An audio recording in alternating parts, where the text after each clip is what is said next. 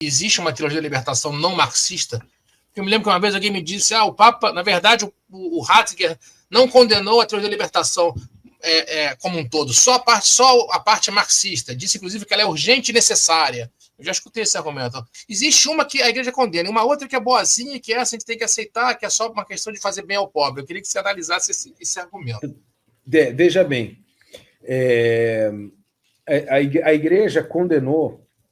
Primeiro, vamos para trás, né? Eu vi que você fez uma live com o Lucas Gelásio, que ele comenta a questão das condenações do comunismo e tal, né? Então, desde Pio IX, em 1846, com a Cui Pluribus, os papas vêm condenando o comunismo, né, e o marxismo, etc. Todos, inclusive o Francisco, em algumas ocasiões. Então, mas talvez menos do que todos os outros, mas ainda assim falou.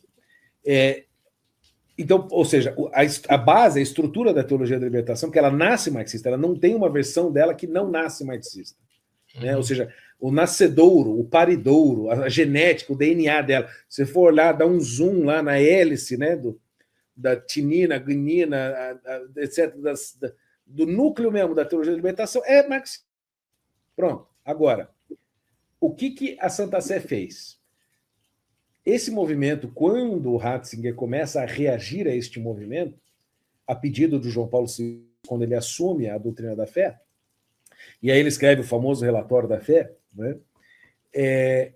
O que ele tinha na cabeça dele? Ele era um teólogo, né, de primeira linha. A intenção dele era fazer o seguinte: vamos estudar o assunto, vamos entender o problema, convidar os intelectuais para cá, e eu vou convencer esses caras que eles estão errados, e vamos propor a conversão, etc. E tal. Muito bem, isso funcionaria se essas pessoas estivessem em busca da verdade, Marcelo, como nós aqui estamos. Espero que as pessoas também que nos assistem também estejam. Se você está em busca da verdade, um argumento racional convence você, né? Agora, se você está em busca da destruição da igreja ou da utilização da igreja para fazer revolução, tu vai ouvir o que a igreja tem a dizer? Você vai respeitar a doutrina? Você vai seguir a hierarquia? Não vai. Então, chamar essas pessoas para o diálogo é uma ação caritativa, é um dever? Porém, a gente não pode ter a inocência de pensar que essas pessoas nos seguirão. Então, o que aconteceu? O Bento XVI, que na época era o cardeal Ratzinger, queria dialogar com os caras. O João Paulo II está na biografia do Ratzinger, maravilhosa, escrito pelo Peter Siegel. O Bento XVI, eu dei uma aula uma vez sobre o bom combate do Bento XVI, está muito boa, né? Tá dentro dos meus cursos lá. O Ratzinger queria dialogar, e aí o João Paulo II estava com um problema grave, que era ele estava com como chama, a Guerra Fria nas costas dele, ameaçando não só a igreja lá no leste europeu, né, toda dominada pela cortina de ferro, mas também estava ameaçando explodir o mundo numa guerra nuclear, situação que nós voltamos hoje, né, por causa dos erros da Rússia. E o João Paulo II falou: eu não posso ter outro problema do outro lado do mundo. Ratzinger, escreva um documento destruindo esse negócio, pelo amor de Deus. Diz que o João Paulo II tem que bater na mesa, porque o Bento XVI queria diálogo intelectual, né?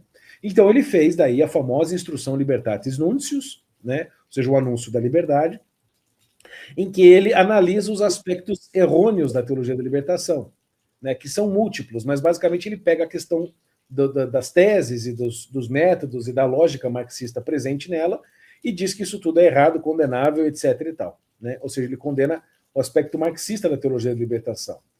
Porém, existe um problema. Em 84, quando ele publica esse documento em 6 de agosto, você já tinha 15 anos de teologia da libertação aqui no Brasil. Você já tinha 10 anos das reuniões das comunidades eclesiais de base, você já tinha o MST fundado, Pastoral da Terra, Revolução Sandinista, você já tinha um vastíssimo movimento na América Latina inteira, consolidado e dominado por esses caras. Se o Papa diz assim, ó, a teologia da libertação está banida da igreja e acabou, o que ia acontecer?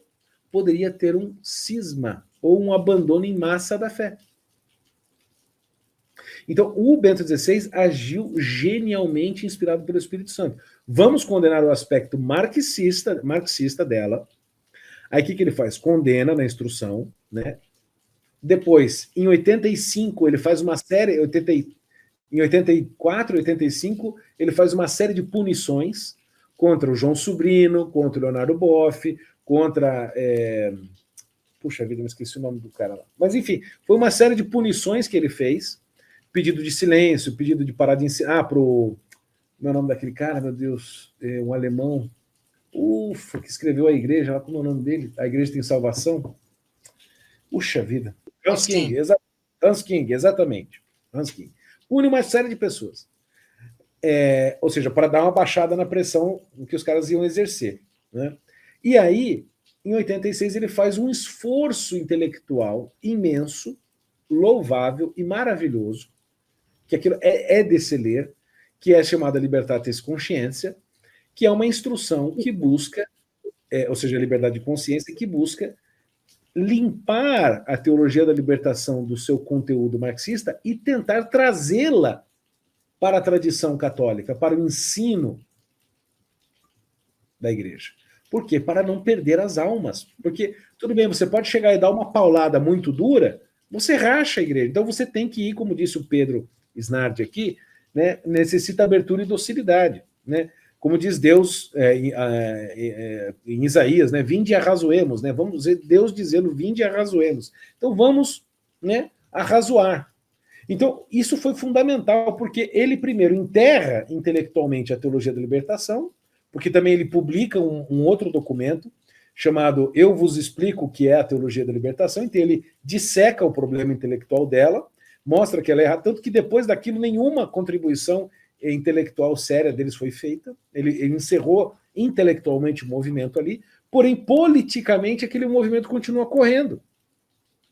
Porque apesar de fazer certas punições, eles não o João Paulo II, que estava muito ocupado com toda a razão em combater o comunismo e outros problemas da igreja, como a cortina de ferro, a infiltração da KGB na igreja, etc. e tal, eles não tiveram tempo, talvez, de dedicar uma atenção grande, porque também você estava tendo um movimento duplo na igreja naquela época, que era, por um lado, a ascensão dos movimentos carismáticos, com as comunidades de vida, etc. e tal, e, por outro lado, uma debandada de católicos. Na Europa, para o ateísmo, para o liberalismo, e na América Latina, para o protestantismo. Então, a igreja estava literalmente passando por um turbilhão muito forte, que talvez nós hoje não tenhamos noção, mas você imagina você administrar isso lá de uma praça no Vaticano. É um grande problema. Então, o esforço do Bento foi esse, ou seja, mas eles não puniram as pessoas, não retiraram as pessoas dos seminários, como deveria ter feito, né, em massa, como fez, por exemplo, São Pio X, quando combateu o modernismo a partir de 1907, se não me falha a memória. Então, infelizmente, sobraram alguns resquícios e a semente ficou no solo e continuou dando, né, brotando e dando frutos perversos, que é o que a gente vê hoje. Então, a pergunta é, existe uma teologia da libertação que não seja marxista?